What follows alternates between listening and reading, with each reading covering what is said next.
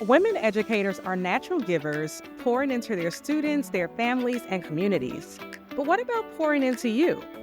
This is the Educator Sanctuary, where we help you ditch the guilt and unapologetically put yourself at the top of your list. I'm Dr. Leah, educator, mindset coach, and your guide to creating a life where you align with your purpose and reclaim your power. So if you're ready to set boundaries and step fully into the woman you're meant to be, you're definitely in the right place. Let's get into it. Hey, and welcome back to the Educator Sanctuary, where we have big conversations, mindset shift, personal growth, and all the things that help us live more intentionally. Whether you are a mom, a teacher, a community leader, or just a woman holding space for others, this show is for you. My name is Dr. Leah, and today I'm going to be talking about something that is probably going to step on a few toes, but don't mind me here. I really do mean the best for everybody. But if you're anything like me, you have probably prayed and planned and journaled and spoken your affirmations and done all of the manifesting things. And here is what I have learned: the waiting energy, the I'll believe it when I see it energy. It is the very thing that is keeping you stuck from receiving all that is waiting for you. We are literally walking around wanting a new life, but showing up as the same old version of ourselves. And then we get confused when nothing changes. And I'm always listening to things, okay? Anybody who knows me know I am a personal development girly. So I will listen to all things: how to grow, how to get from A to Z, how to make your life better. I'm on it, right? So I was listening to Instagram the other day. Now, I wasn't personally looking for this. This found me. And so I also felt like it was a word for me too, because I am the type of person that believes that nothing really is a mistake. The things that you are seeing are because these are the things that are drawn to you based on your energy and your subconscious mind. But I was putting my phone down. I was actually about to go get changed in my bedclothes, into my bedclothes. And I heard this guy on Instagram, and I wish I could remember his handle, but I will go back to look for it and make sure that I put it in the show notes. But I do want to shout him out because he said, rich people don't sit around manifesting money. Successful people aren't sitting around manifesting success. They're being it, they're living in it, and they're doing the things because they already have it.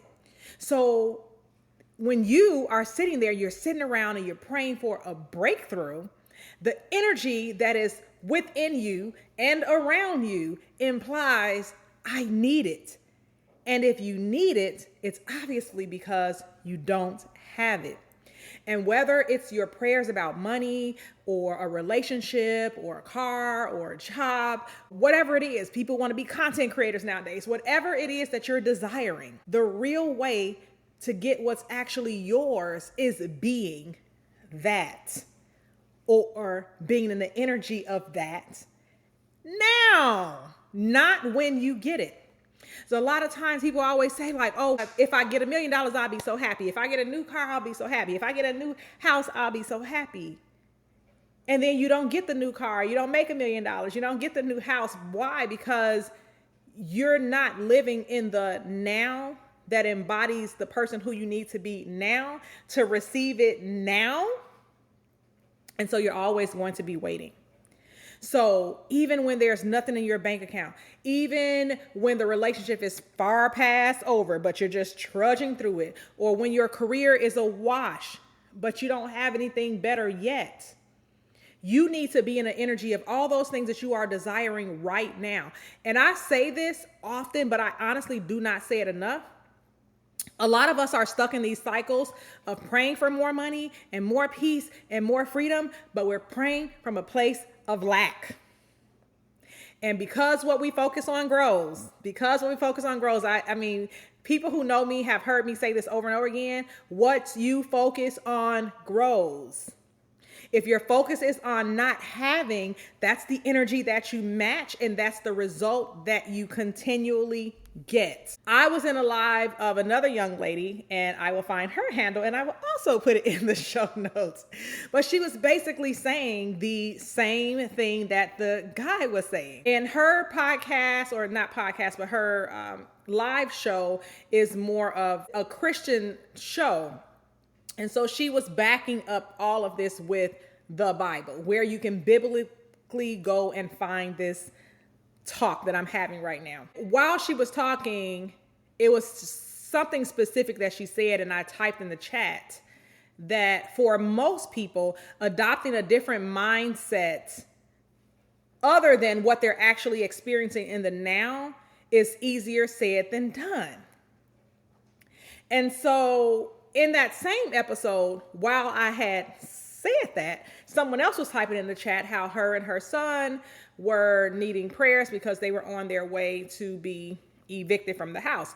And so the lady told her, she said, you know what? She said she had the same story years ago. However, she was on live from the same house that she was facing the eviction from. And that God saw her through that, and he has elevated her. He has given her a testimony. He's allowing her to be a living testimony amongst the people. And that even in her place of her wilderness, her place of lack, God came in and blessed her because she didn't focus on her lack. She knew that God was going to some way, somehow redeem her from that. I remember when I had a similar story. There was a time when I didn't have everything that I needed. And I also didn't know where everything was coming from. But I always had the faith, like, God, you didn't bring me this far to bring me this far. I know you didn't bring me this far to literally just leave me and be like, oh, you're on your own. I always know that God has a greater plan. I hold on to that wholeheartedly.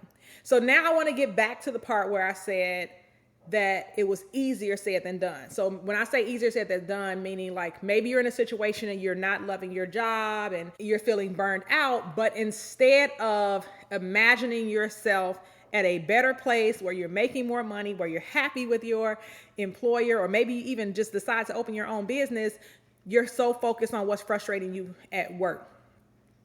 Maybe it's that you spend a lot of your time and a lot of your days feeling so sorry for yourself and your situation that you're not thinking yourself to a happier place. And so that's what I mean when I say easier said than done, because it's so much easier for people to grab onto whatever is happening, what you see, your reality, instead of saying, no, this is not my reality. And so she said, easier than done for who? She said, you just get in the flow and you don't get out of it, period. Thinking that it can be done any other way is how people get stuck. And it's the excuse that people need to keep playing it small. So this is her reply to me. Now, if anybody knows me, I am never in a place where I want to be able to enable anybody to keep it small. Hence this podcast. Hence the things that I post on social media. I was more or less speaking from the experience of talking kind of like to other people and how other people think, not how they should think. But she said that we cannot allow them to be in the place of reality because that's not what God called us to do.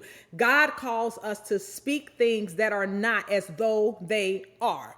So if people want to get into their place of flow, if people want to get into their place of abundance, they have to be able to be in the reality, but they have to be able to see the outcome in a different realm.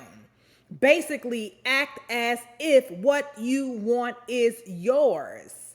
See yourself driving your car. See yourself living in that new house. See yourself furnishing your new place and seeing what all the rooms are going to look like. See yourself with so much money in the bank. See yourself with the dream relationship that you want. That is basically what we have to do. And I'm always transparent, but I'm walking through this at some level too. Maybe not at the same level that a lot of other people are experiencing it because we're all different places in our journey, but me too.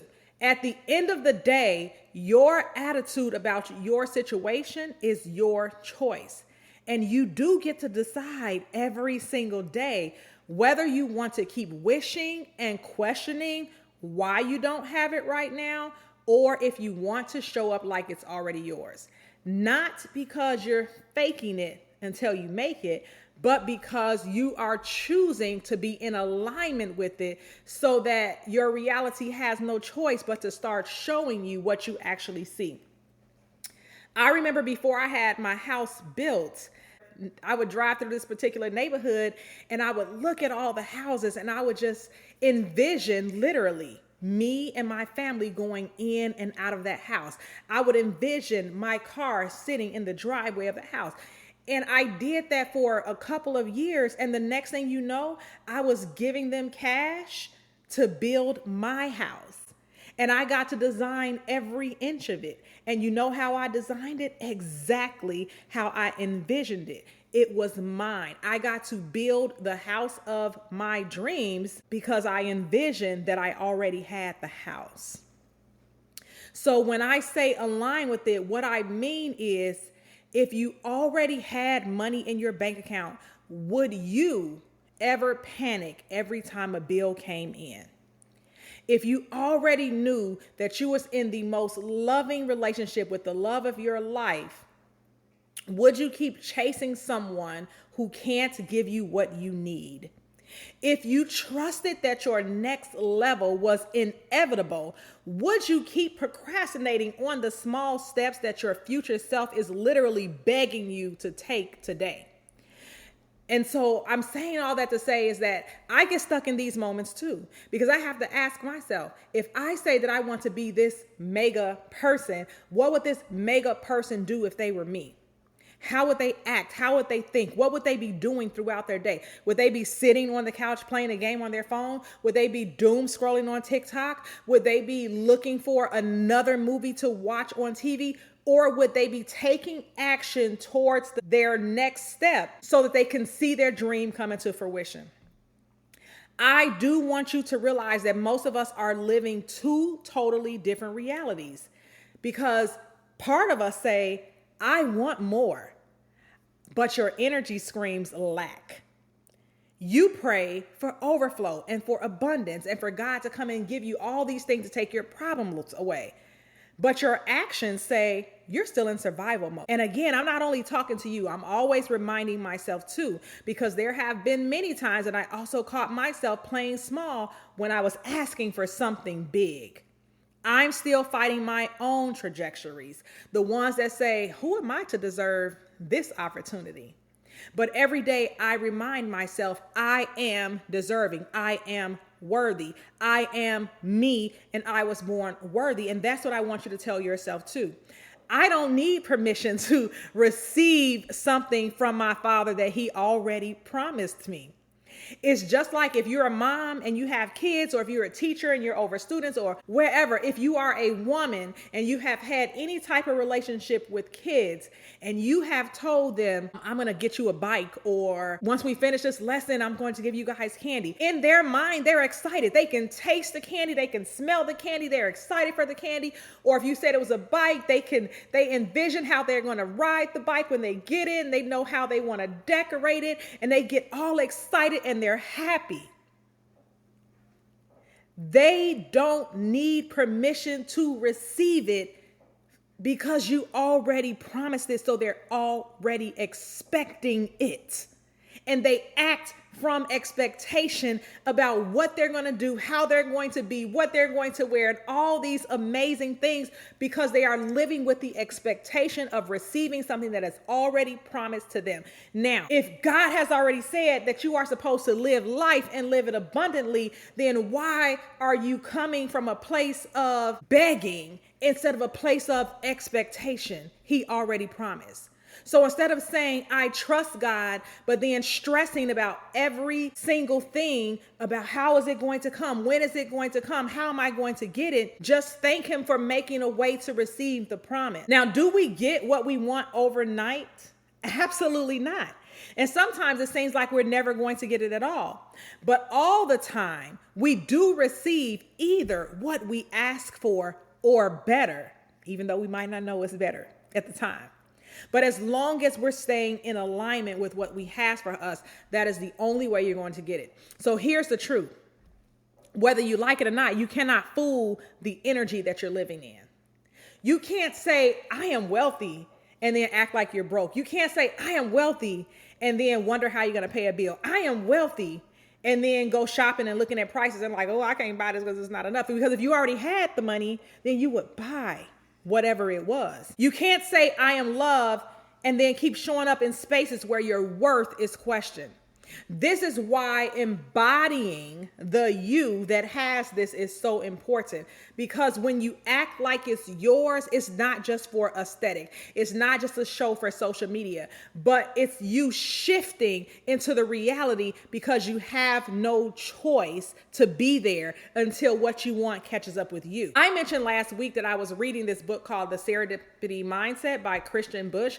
And it talks about these people that see opportunities everywhere, and they're not luckier than you. They're not getting anything more than you. These are just people that are primed to see what other people miss. They walk through life expecting the good things. They notice the tiny door cracks, and they're open to the divine detours. So the question becomes now, are you living with open eyes and open hands? Or are you so busy fixating on what's missing that you're missing that you already have everything within you to get everything you desire? So if you know anything about the Educator Sanctuary, you know that I give homework every week. And if you're new here, here's your homework.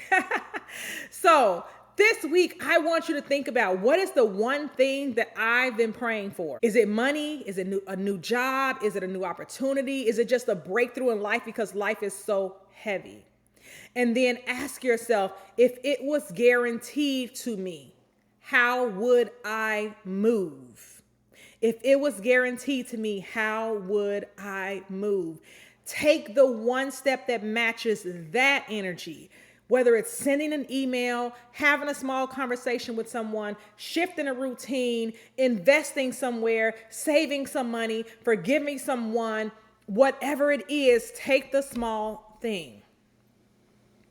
Now, I always feel like these episodes are so good and I never want to stop, but I also don't ever want it to be so long that you're tired of listening.